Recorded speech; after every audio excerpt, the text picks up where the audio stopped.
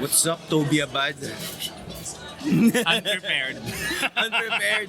Wala na preparasyon. Unscripted. Oo. No questions given in advance. Guerrilla, oh. That's how I am. So, nandito kami sa PICOF.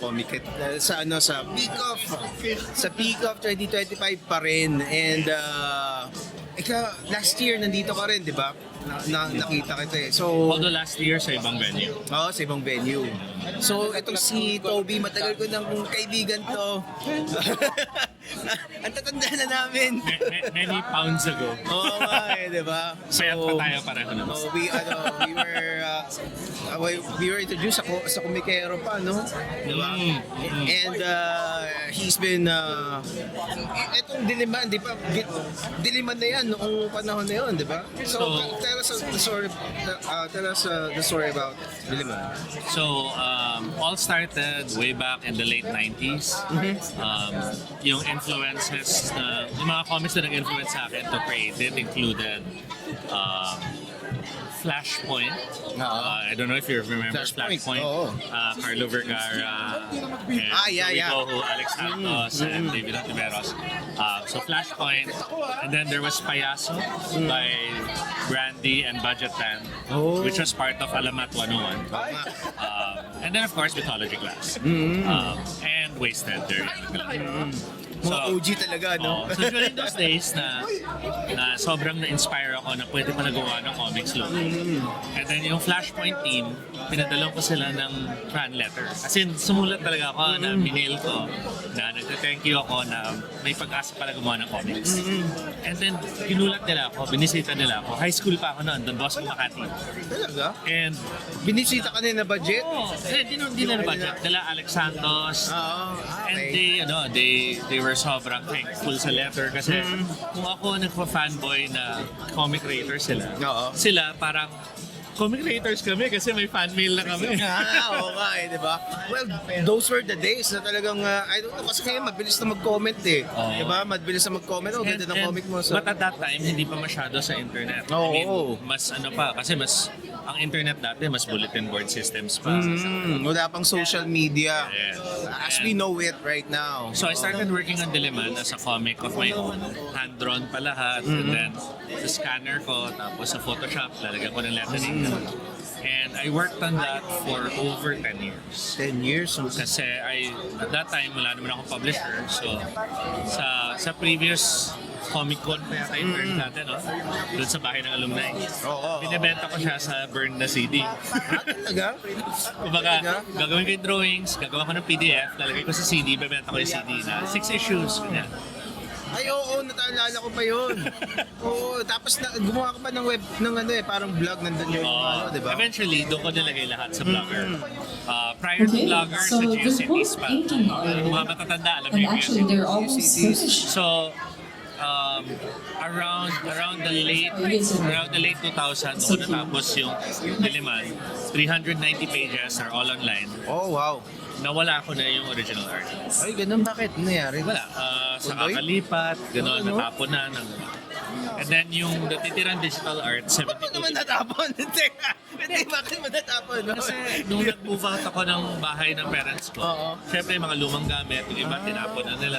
Ganun, hindi nila hindi nasama sa mga natabit. Wow, sayang. So all I have of the original book is a few pages ng original art at yung pangit na digital na hindi na pwede pa-print, 72 dpi lang. Ay, oo. So I gave up on comics. Fast forward to mga 2 years ago, na-discover ko may Procreate na program. Not sponsored. No. Pero baka naman. Pero na-inspire ako na parang, pwede akong gumawa ng comics dito. So, bumili ako ng iPad, nag-invest ako sa pencil, kinuha ko yung Procreate. Tapos, simulan ko yung Diliman Generation now as a new webcomic. Webcomic yung plano ko. I see. Actually, pasok yun sa webtoons, mga gano'n? Nung naka 2-3 issues na ako sa webcomic, hindi ko pa nire-release, ginagawa ko pa lang yung artwork. kinontak ako ni Paolo Oo. ng Comiket. And he was like, I heard you're making a new comic, you want to publish it. Oo. Di ako naman, oh my God, may publisher na ako after all these years. So, pumayag ako. Di ko lang naisip that meant kailangan ko drawing ulit. Kasi webcomic yung dimensions ko. Webcomic yung... Pero you were already resharing it, uploaded it yung 72 DPI before? The 72 DPI, which is what I call Diliman 1997, is still all online. Please do not cancel me. It's a product of its time. But it's on dilimancomic.blogspot.com. All 390 pages are there. Nearly became a TV series. A friend of mine pitched it sa ABS-CBN, and then there were discussions for a while. Pero hindi natuloy. Bakit daw? Too controversial? Hindi ko nalang sasagot yung tanong. Ganun. Kasi baka may makarinig ng taga-ABS dati, tapos magalit. But, all I know is the brand did connect with people. Marami nakarelate, marami natuwa sa kwento. And I'm working on this new book, The Liman Generation Now. You don't need to know about the first book. It's a standalone story. So the first Diliman is already gone.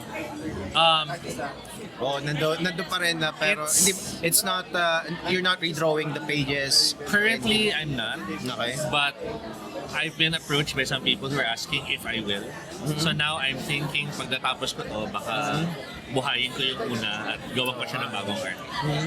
Because this one, while it's a standalone story, kung nabasa mo yung una, marami kang mako-connect na Easter eggs kung anong relationship niya sa isa't isa. So tell us about the story of Diliman. What is it about? So it's about a group of young adults who learn to use Salamanca or magic. They discovered yung generation pala na yun, hindi nila alam yung meaning na Salamanca. Talaga? Kilala na, sabihin ka Salamanca na influencer. May isa mga nagtanong, ano yung Salamancero? About you, Hansel? But also, So pati yun nasa comics. so But we're gonna do the teenagers reveal learn to now. use Again, Salamanca, it's but in a discover very that the government is hunting down collaboration people who between use the three magic of them. So because would they're you guys deemed like to terrorists. switch it up? And it's part of a larger grand conspiracy that involves comic book, a vice So president 3, 2, 1. has an artifact called the Inang Bato that she uses to identify Salamanqueros. A vice president? Yeah. Talaga? I need to... And they have Hindi naman ano yan. Ano pangalan ng vice president? Si Princess Carpenter. Vice President Princess minutes actually. Okay. Kung bakit Princess Carpenter pangalan niya. Yun lang ang sasabihin ko. The story stretches from pre-Hispanic Philippines to the modern day. I think It features an ensemble cast of over 8 characters. And then there's a lot of layers to the story. My politics, my religion, my discussions on cult behavior, my discussions on misinformation, fake news. Wow. So So it's a political... hindi naman sa it's political, but it's Societal, Oo, ganyan. may discussions on Thank you society, so may much. discussions You on made it, Hansel. identity, I on really gender. enjoyed your time together, Joyce. You're one of the And pioneers thank you guys na- for kayo being na- with us tonight. Kayo na So Carlo, in a diba? few minutes, Well, we'll kasi start ang daming mga with LGBT the comics live eh. reading Carlo live Vergara naman. reading Kaya nga eh. Paolo or naman. followed by panel. Pero and you were sugar also falls. creating We'll come back back in the day. and by Mga 3 mini p.m. comics. So that's a few Sabit minutes, ako sa 6 minutes Isaw at from Iba now. pa dati. In the meantime, please do check May out our issue kami ni exhibitors in the Hiner, festival. na yung one, We also have three. our food exhibitors, May mga Glasgows, nirelease for kami Palestinian contributions dishes, dati with and Albert also Orr. the Real Happy But Cow for never reading talaga akong options that you na-publish. might want to check I mean, the out. closest siguro This was one I for contributed any to Siglo, chocolate sweets which that you won like. certain Yeah. awards. Yeah. We also have the yung mga ashcans, over diba? Yeah, at mas mga ashcan. W9. Sa mga hindi nakakala, mga ashcan. Ayaw mo sila. I-research nyo. Ang ashcan ang mas murang version ng Check it zine. out. Oo nga. Ano yung zine? It's also the art corner. Anyway, here. so, There, guys. continue with Diliman, your discussion about Diliman. Ayun, so basically it's that sort of a story. There's different different characters involved. There's a group of characters. So we do want to Wow! everybody Okay lang. Ano naman? Wow! please. There's a group of characters who's totally new to the story. So ang mga readers makakasakay doon kasi hindi rin alam yung nangyayari. Binigyan ako ni Vinci ang donut. Not sponsored. Hindi ko alam ito. Anyway. But yeah, so the book is for mature readers. There's a lot of mature themes, visuals. It explores gore, it explores magic. And I will always say na if it were ever to be converted to something, sana TV series at hindi movie, Bakit? sobrang ikli ng 3 hours para sa kwento. Kailangan mga 12 hours. Kasi di ba ang TV series parang 1 hour ang isang episode. And yes, gagawin lang series din na movie. Eh, baka hindi pa matuloy, baka mag-Golden Compass tayo na hanggang movie lang. Di ba, ito nga yung sasabi ko di ba, parang, kasi right now, one of the trends in the local comic scene is selling their rights to other, to companies abroad, di ba? And then sila yung mag-distribute, ganyan. Naisip ko, baka sila pa yung mauna na gumawa ng mga, di ba? And ako, I think it's fine. Only because kung kunyari may gumawa, let's say binili ng Korea, ginawa nila ng version nila ng kwento. Oo nga, no? Pag nalaman ng tao na inspired yun sa local na production, hahanapin pa rin naman nila yun. Yeah. So, I think that's okay. Well, it's okay, pero parang Sayang. for, di ba parang they're missing out. Kumbaga parang these companies, itong mga material na to, dito na matagal na Tapos iba pa yung mauuna, di ba? It makes you wish na parang sana may government subsidy, no? Para sa creation ng content in the Philippines. Kumbaga, kung sa Korea na-subsidize ang K-dramas at ngayon sobrang nag-boom. And then K-pop din na-subsidize, sobrang nag-boom. Sana sa Philippines magkaganong support din. Yun nga yung hope ko with the success of P-pop. Diba? I'm always saying it on the podcast. It's parang, look, this is proof of concept that going out of doing things out of the norm ng Pinoy mainstream media could work. Diba? But for the longest time kasi they have their formula And hindi naman natin masisisi kasi yun ang formula nila Diba? Bakit ba? Ito formula namin Diba? This is what makes us money. But sometimes parang hirap silang mag-explore sa ibang mga klase ng content.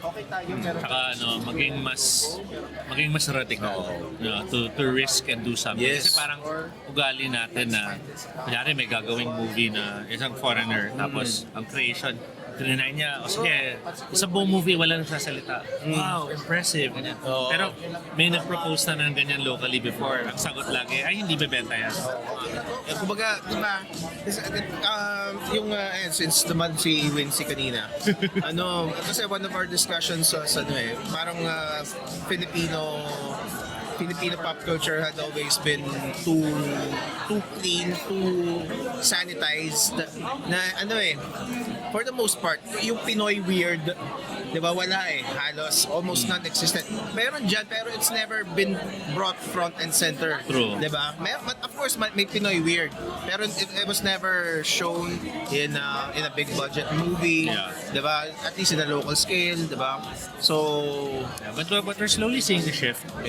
Sa Philippine cinema, maraming younger generation directors na mas bold not hubad, but bold meaning daring and parang visionary ang approach sa movies nila.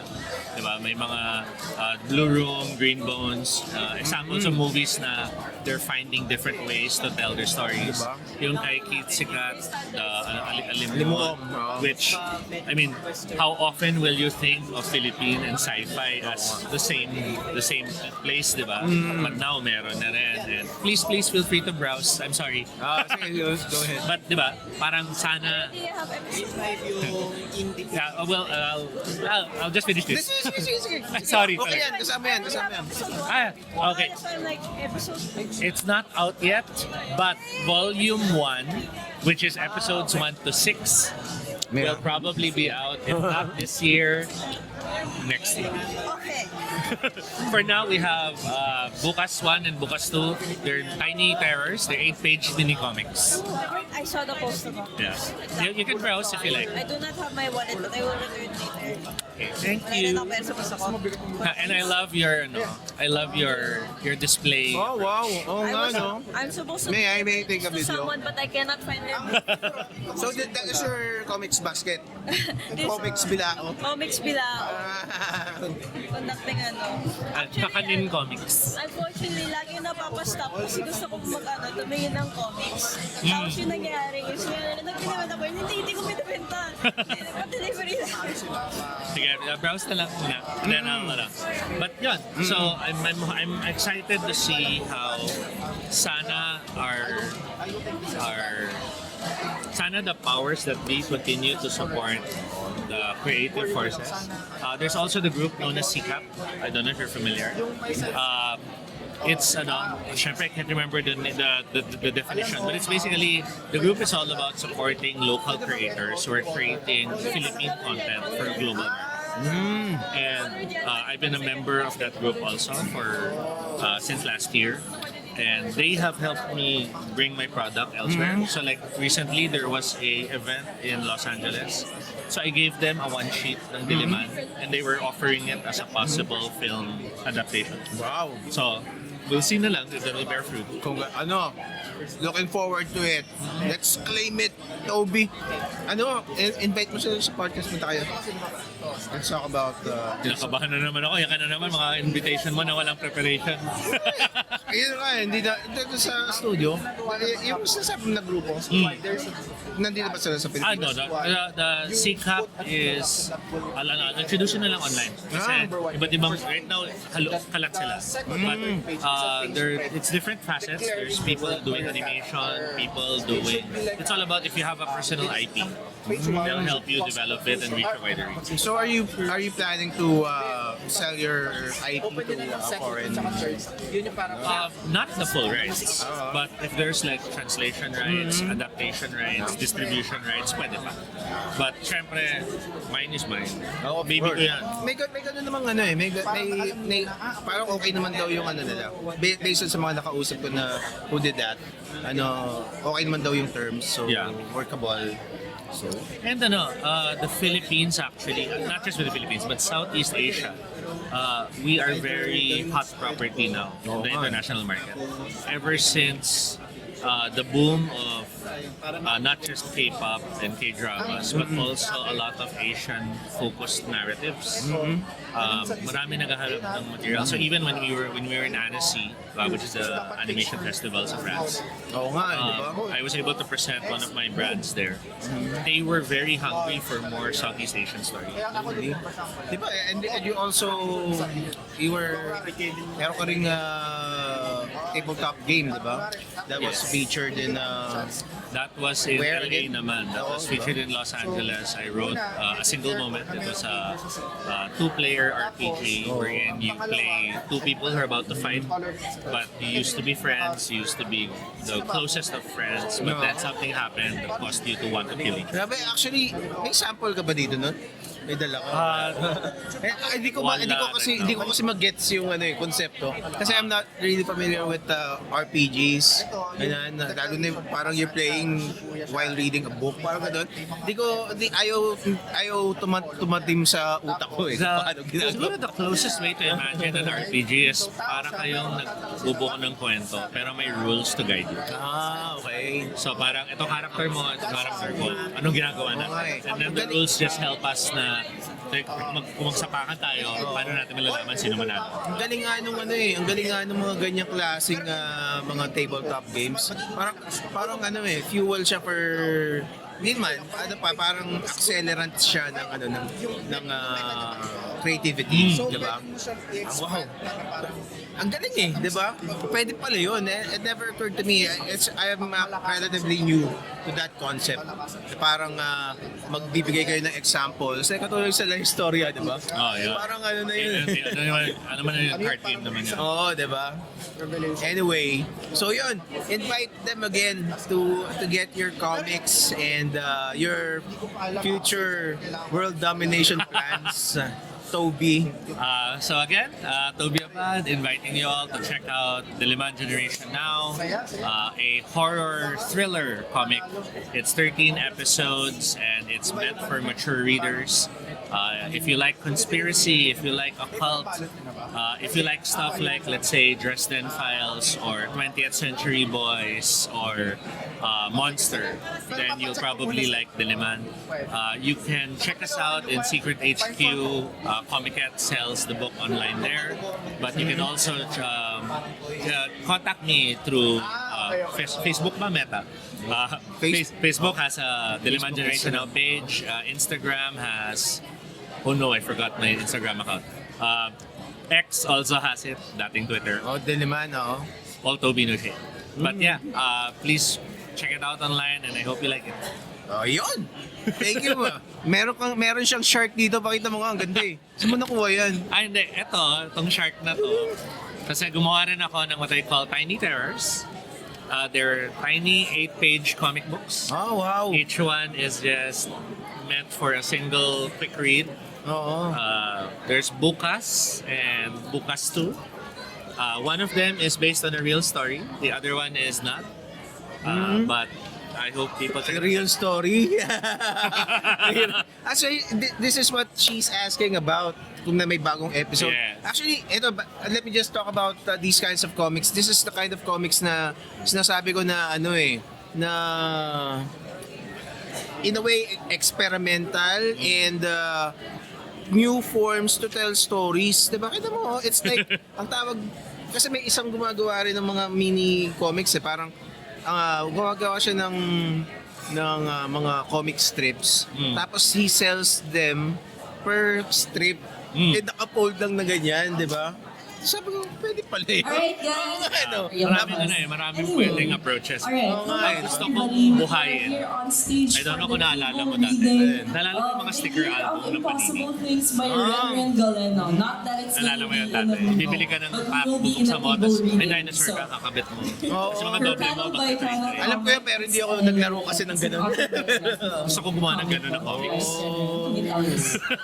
More about it. Mangyayari yan. Salamat, Tobie. Thank you so much. All the best for you. And looking forward to more conversations. Yes. All right. Maraming salamat. Thank you.